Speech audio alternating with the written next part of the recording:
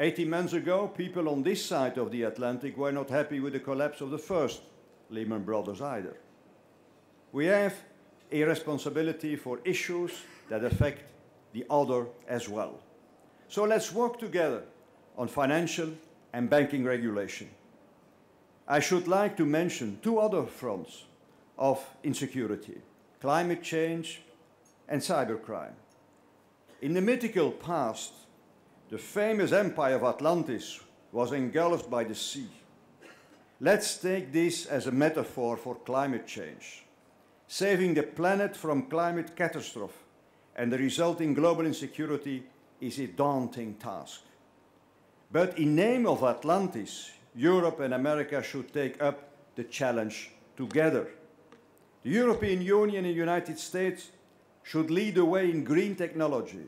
Together we can set the norms and standards, not only in climate politics, but also in the technology-related regulation.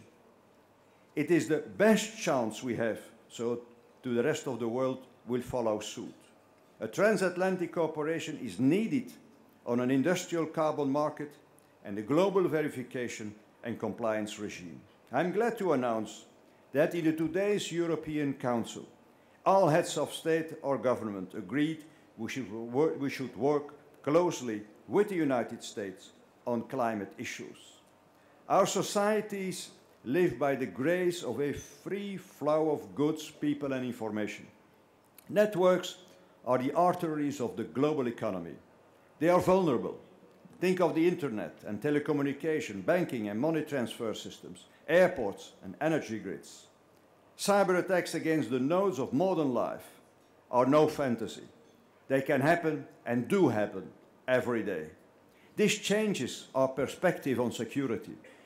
To quote a very valuable recent study on EU-US relations, the goal of ensuring territorial integrity must be complemented by a goal of securing the critical functions of our society. We must enhance our resilience against these threats, learn how to anticipate and deal with disruptions. Both the United States and Europe are so deeply embedded in global networks that we can only do this together. Our connectedness is at stake. I would propose to take up this task in the name of Atlantis. Not in the name of Atlantis, but in the name of Columbus, the great transatlantic connector. In all these areas, Europe and America can stand shoulder to shoulder, building upon the transatlantic past and upon our values and interests. That is the mission which we can make into our common story. Ladies and gentlemen, a final remark. We can only work together if we have respect for the political constraints under which our partner works. One example, 6 weeks ago, the European Parliament rejected an EU-US agreement on the sharing of data, SWIFT, on the ground that civil liberties were not sufficiently protected. It came as a surprise to some in Washington. The parliamentary vote is a political reality, however. I sincerely hope that we can find a solution with all the EU institutions involved, and I will work on that. However, this vote also made me think of the European experience with the Kyoto Protocol, which the US Congress never ratified. But then again, last Sunday showed a different mood in your Congress.